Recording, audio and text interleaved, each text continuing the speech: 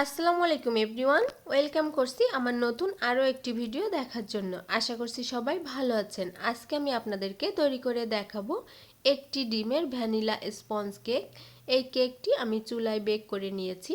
আশা করছি আমার আজকের এই ভিডিও আপনাদের কাছে অনেক বেশি ভালো লাগবে আর অনেক সহজও লাগবে। ভালো লাগলে ভিডিওটিতে লাইক দিয়ে চ্যানেলটি সাবস্ক্রাইব করার অনুরোধ রইল। তাহলে চলুন আর কথা না বাড়িয়ে ভিডিওটি শুরু করি। এখানে আমি রুম টেম্পারেচারে থাকা একটি বড় সাইজের ডিম নিয়ে নিয়েছি। আপনাদের ডিমটি যদি ফ্রিজে থাকে তাহলে অবশ্যই আধা ঘন্টা আগে বের করে রুম টেম্পারেচারে এনে নেবেন। আমি ডিমের সাদা অংশটা এখানে নিয়েছি আর কুসুমটা আলাদা করে রেখেছি। এখন একটি হ্যান্ড উইস্ক দিয়ে আমি ফোম তৈরি করে নিব। আপনাদের কাছে যদি ইলেকট্রিক বিটার না থাকে তাহলে এরকম হ্যান্ড উইস্ক দিয়ে ঘুরিয়ে ঘুরিয়ে আপনারা একটি ফোম তৈরি করে নেবেন। আর এটি তৈরি করতে কিন্তু খুব বেশি সময়ের প্রয়োজন হয় না, আর একেবারে পুরোপুরি ইলেকট্রিক বিটার দিয়ে যেমন ফোম তৈরি করলে যেমনটা হয় এরকমটাই আপনারা পেয়ে যাবেন। এখন এটি এক সাইডে রেখে দিয়ে আমি কুসুমটা নিয়ে নিচ্ছি আর কুসুমটা একটু মিশিয়ে নিচ্ছি, অর্থাৎ ফেটিয়ে নিচ্ছি। এখন এখানে আমি দিয়ে দিব 2 টেবিল চামচ চিনি। চিনির পরিমাণটা আপনারা একটু বাড়িয়েও দিতে পারবেন। আর এখন দিয়ে দিচ্ছি 3 টেবিল চামচ কুসুম গরম দুধ। এই দুধটাও অপশনাল, আপনারা না চাইলে স্কিপ করতে পারবেন। এখন চিনিটা গলে যাওয়া পর্যন্ত আমি অপেক্ষা করছি, অর্থাৎ এভাবে নাড়তে থাকবো। চিনিটা গলে যাওয়ার পরে এখানে আমি এখন দিয়ে দিচ্ছি স্বাদ মতো লবণ। আমি 1 চিমটি নিয়ে নিয়েছি, দিয়ে আবারও খুব ভালোভাবে মিশিয়ে নেব।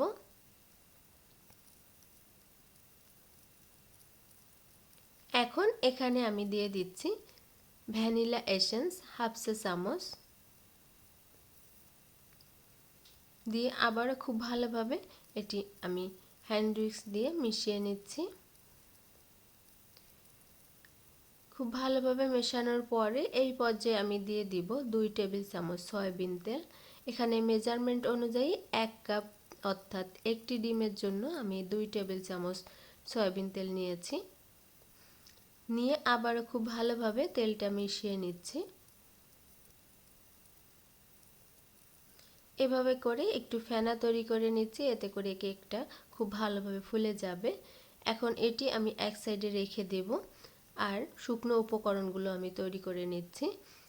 এজন্য একটি মিক্সিং বোলে তার উপরে একটি ছাঁকনি দিয়ে আমি এখানে দিয়ে দিচ্ছি 1/3 কাপ ময়দা, আপনারা আটাও ব্যবহার করতে পারবেন। আর দিয়ে দিচ্ছি হাফ চা চামচ বেকিং পাউডার, আর দিয়ে দিচ্ছি 1 চিমটি পরিমাণ বেকিং সোডা। এখানে বেকিং পাউডার আর বেকিং সোডাটা দেওয়ার চেষ্টা করবেন, তাহলে কেকটা খুব ভালোভাবে ফুলে যাবে, অনেকটা সফট হবে।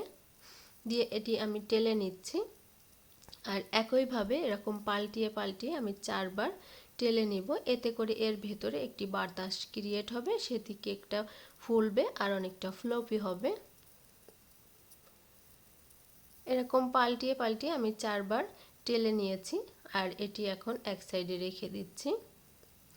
এখন কুসুমের মিশ্রণটা আমি নিয়ে আবারও একটু মিশিয়ে নিচ্ছি। মিশিয়ে নেওয়ার পরে এখানে আমি ময়দাটা অ্যাড করে দিচ্ছি আর অল্প করে দিয়ে এভাবে আমি মিশিয়ে নিচ্ছি।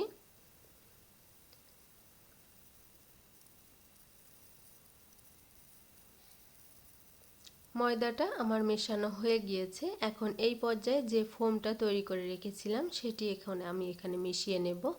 আর এই ফোমটি দিয়ে কিন্তু খুব জোরে বা উল্টাপাল্টা নাড়াচাড়া মেশানো যাবে না, একইভাবে এটি মিশিয়ে নিতে হবে। আপনারা স্ক্রিনে যেমনটা দেখতে পাবেন এমনভাবে এটি মিশিয়ে নেবেন। একইভাবে আপনারা যে সাইড দিয়ে মিশাবেন সেই সাইড দিয়েই মিশিয়ে নেবেন, উল্টাপাল্টা বা এলোমেলোভাবে এটি মিশানো যাবে না। আর খুব আলতোভাবে এটি মিশিয়ে নিতে হবে, তা না হলে এই যে ফোমটা তৈরি করে নেওয়া হয়েছে এর ভেতরে যে বাতাসটা সেটি কিন্তু বের হয়ে যাবে। একইভাবে আলতোভাবে মেশানো হয়ে গিয়েছে। এখন এটি আমি কেক মোলে নিয়ে নেব। আর কেক মোলটা আমি আগে থেকেই লেখালেখির কাগজ আর তেল দিয়ে ব্রাশ করে নিয়েছি। এখন উপর থেকে আরেকটু ব্রাশ করে দিয়ে এখানে আমি কেক ব্যাটারটা দিয়ে দিচ্ছি।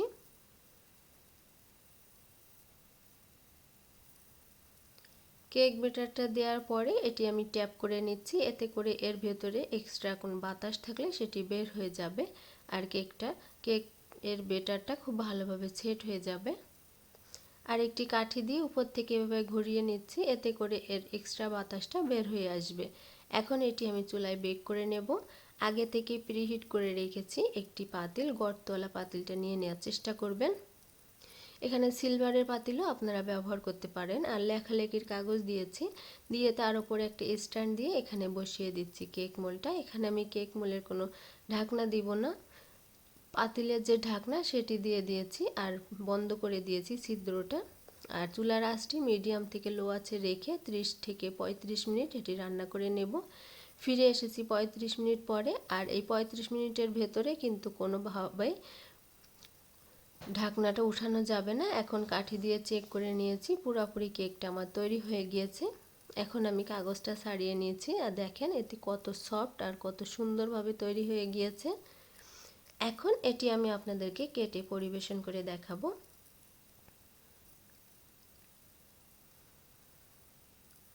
দেখেন এটি কত সফট আর কত স্পঞ্জি হয়েছে, আর খেতে কিন্তু ভীষণ মজা হয়েছে। বাচ্চারা স্পেশালি কেক খেতে খুবই পছন্দ করে থাকে। ভিউয়ার্স, আশা করছি আমার আজকের এই ভিডিও আপনাদের কাছে ভালো লেগেছে। তাহলে সবাই ভালো থাকেন। আল্লাহ হাফেজ।